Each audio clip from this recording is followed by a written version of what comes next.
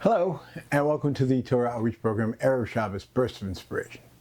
Today's Burst of Inspiration is sponsored by Mr. Stuart Pechenik as in honor of our Chumash and Medrash year given every day in Shari Tefillah from 8 to 8:30. Please join. This week's Parsha, Parshas Mishpatim, we have the famous line that the Jewish people said, Naaseh v'nishma. We will do whatever we're told, v'nishma, and then we'll learn. Meaning, we accept everything God says even before we understand, and we will try to the best of our ability to understand it also. It was at this moment that the Medrash says that the Jewish people were given an incredible bracha. Hashem took away the Malach HaMavis. He took death away from the Jewish people. We should have gone from there into Israel and lived forever. Those people would know, we would no longer die. Because of the incident of the golden calf, so death was brought back. But there's a question that always bothered me. The reward we get in the next world,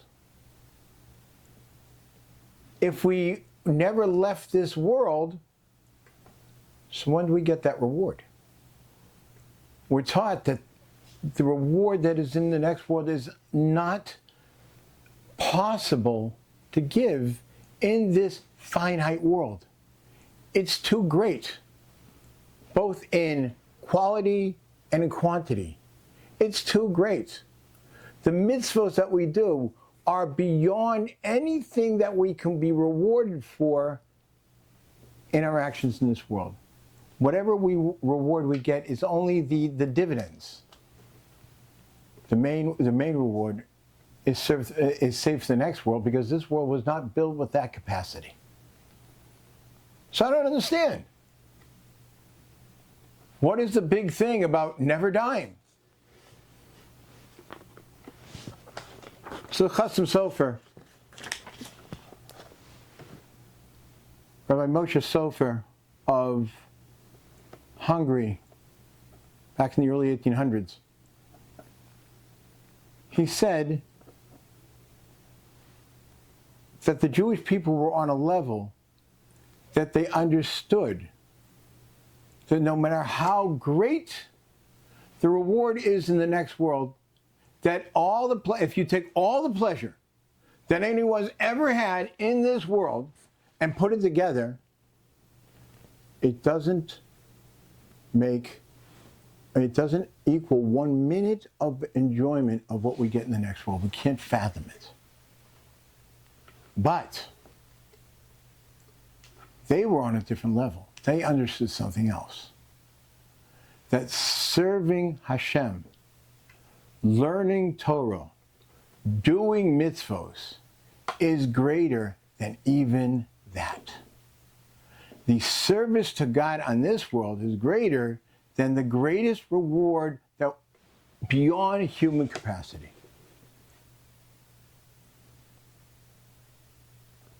There's a story that the Vilna Gaon, Rabbi Yisroel of Vilna, he was on his deathbed and he was crying. And they asked him, "What's wrong?" He said, "I'm dying. I'm not ready to go." They said, "You're not ready to go. Like, you know where you're going. You have nothing to worry about." He grabs his tzitzis. He grabbed the strings from his tallis. And he said, "For a few kopecks, I can buy myself a pair of tzitzis. And I can do mitzvos beyond anything we can understand and grasp. And in the next world, we can't do that anymore." We've only gone understood what the people who had the bracha of Nasa v'nishma, the bracha of who made the statement of Nasa v'nishma and got the bracha of never dying. He understood what they understood. I always understood these words to me that we can, the reward that we can gain in the next world is worth being here, every minute being here, the attainment that we get for being here is worth more than what we than going into the next world and not being able to gain anymore. But the Chasam Sofer said more than that. Service to Hashem. We don't understand what it really means. We have no idea what we accomplish in our own souls, our neshamos, our families, our people, and the world, the universe,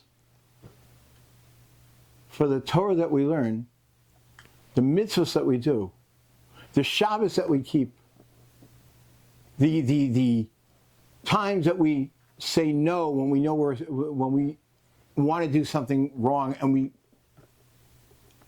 abstain from doing it. We don't understand what we're doing.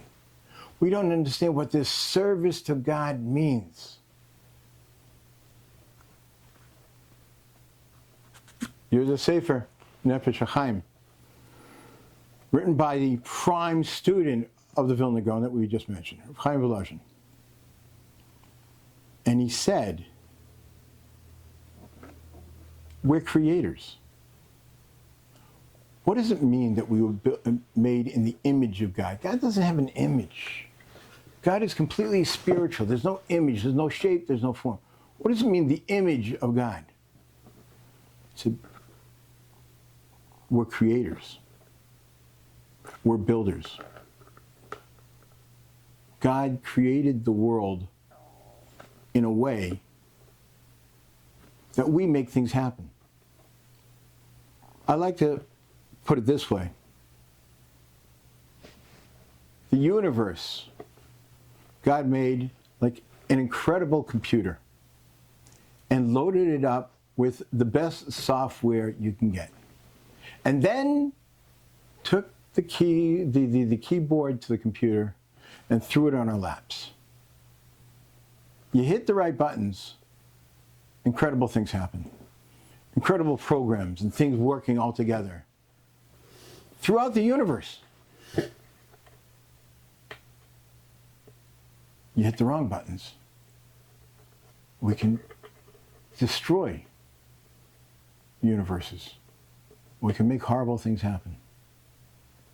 That's Tzelem Elokim. That's our image of God.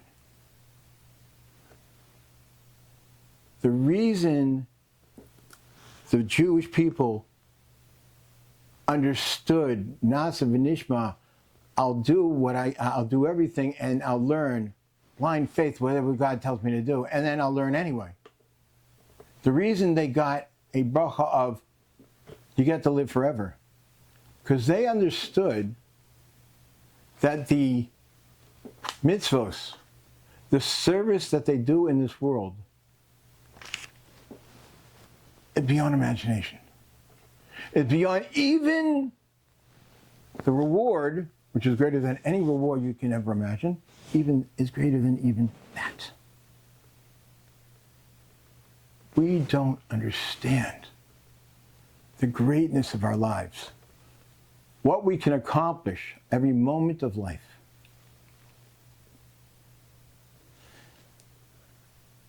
Rabbi Nissen Alpert, who was a rabbi in Torah when I was in high school there,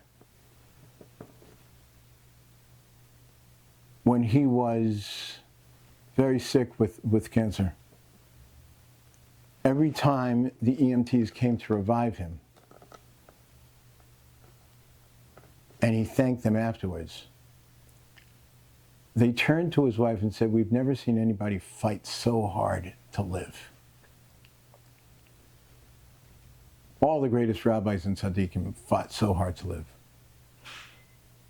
because they knew what they can accomplish in this world.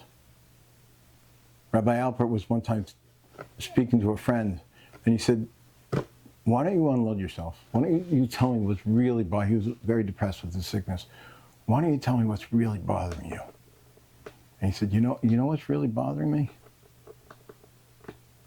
I don't get to learn like I used to. The bittul Torah, the wasting time that I should be studying Torah, it's driving me crazy. I can't handle it. Because he knew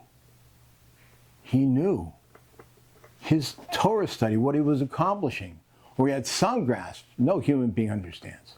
But he had some grasp of what he was accomplishing for every word of Torah that he learned. What do we accomplish for every mitzvah that we do? Every bracha on a piece of food that we make. Every nice word we say to another person. Besides the fact you're helping the other person. But what are you accomplishing in the universe? In realms that we don't understand and we can't grasp. The human being was put into this world. The Jewish people put into this world to serve God and to be builders. Builders, not just the buildings and things that we can see with our own eyes, but universal builders, like God himself. The gift of life is the most precious gift that we have because of what we can accomplish.